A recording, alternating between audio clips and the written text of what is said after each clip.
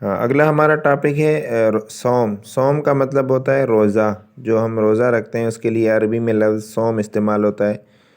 حضور صلی اللہ علیہ وسلم نے حدیث کے اندر روزے کو ڈھال قرار دیا۔ الصوم جنۃ، جنہ کا مطلب ہوتا ہے ڈھال، یعنی جس طرح ڈھال ایک ایسا جیسے ہم خود آج کل جو ہوتی ہے جیکٹ پہنی جاتی ہے، بلٹ پروف جیکٹ جو ہوتی ہے، اسی طرح ڈھال بھی ایک قسم کا لوہی آلہ ہوتا ہے جس کو استعمال کر کے انسان تیر و تلواروں سے اپنی آپ کو، اپنے نفس کو، اپنی جان کو بچا سکتا ہے۔ مطلب کوئی تیر بھی تلوار اس کو نہ لگے، ڈھال اس کے سامنے کر دیتا ہے۔ تو اس طرح جس طرح بلٹ پروف جیکٹ ہوتی ہے ہم پہنتے ہیں تو ہمیں گولی نہیں لگتی، تو اسی طرح ڈھال بھی جب انسان اپنے ہاتھ میں لے کر ان سے تیر و تلواروں کے وار کو روکتا ہے تو اس سے انسان کو زخم کم آتے ہیں۔ تو اسی طرح روزے کو بھی ڈھال قرار دیا۔ ڈھال قرار دینے کی وجہ یہ ہے کہ روزہ رکھنے سے انسان گناہوں سے بچ جاتا ہے، یعنی انسان جب روزے رکھتا ہے تو اس سے گناہوں سے بچ جاتا ہے، تو اسی لیے روزے کو ڈھال قرار دیا ہے۔ رمضان کے مہینے کو حضور صلی اللہ علیہ وسلم نے شہر مواسات کہا جاتا ہے۔ مواسات کہا ہے، شہر عربی میں کہتے ہیں مہینے کو، شہر رمضان الذی، قرآن مجید کے اندر آیا تھا نا، شہر رمضان الذی انزل فیہ القرآن، کہ رمضان کا مہینہ ہے جس میں ہم نے قرآن مجید کو نازل کیا۔ تو شہر کا مطلب ہوتا ہے مہینہ، منتھ۔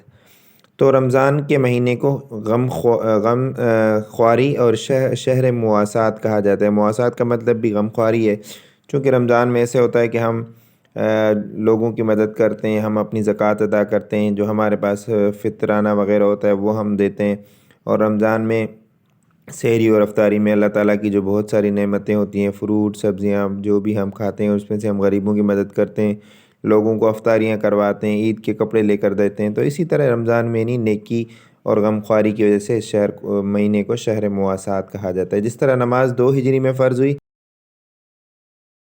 ہوئے تھے۔ روزے کا لغوی معنی شاید میں نے آگے لکھے ہیں، ہاں ٹھیک ہے، وہ نیچے آ رہا ہے۔ اس سے پہلے میں سال میں 5 دن ایسے ہیں جن میں روزہ رکھنا منع ہے۔ تو یہ ایک ضروری چیز ہے، سال میں 5 دن کون سے ہیں؟ ایک تو ایام تشریق، قربانی والے جو 3 دن ہیں ان میں روزہ رکھنا منع ہے، اور جو ہے 2 اور دن ہیں، تو ٹوٹل 5 دن ہیں جن میں روزہ رکھنا منع ہے، اور عیدین کے دن جو ہے وہ 3 تشریق کے دن اور 2 عیدین کے دن، عید کے جو دونوں دن ہیں ان میں بھی روزہ رکھنا منع ہے۔ رمضان کے عموماً 3 اشروں میں رمضان کو تقسیم کیا جاتا ہے۔ عشرہ کا مطلب ہے 10 دن، عربی میں 10 کو جو ہے نا عشرہ کہتے ہیں۔ تو 3 عشرے ہیں رمضان کے، ایک پہلا عشرہ یعنی پہلے 10 دن، دوسرا عشرہ دوسرے 10 دن، تیسرا عشرہ تیسرے 10 دن۔ پہلا جو رمضان کا عشرہ ہے اس کو عشرہ رحمت کہا جاتا ہے، یعنی رحمت والے 10 دن۔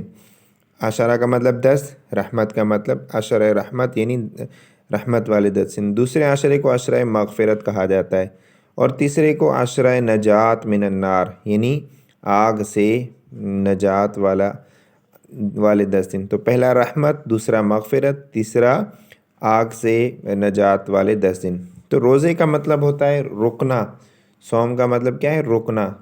چونکہ رمضان میں جب ہم روزہ رکھتے ہیں یا ویسے بھی جب روزہ رکھتے ہیں تو ہم ایک تو کھانے پینے سے بھی رک جاتے ہیں، دوسرا روزے کا مطلب ہے جن چیزوں سے منع کیا گیا ہے روزے کے حکم میں جو ہے ان چیزوں سے رکنا، ساری چیزوں سے رکنے کا نام روزہ ہے۔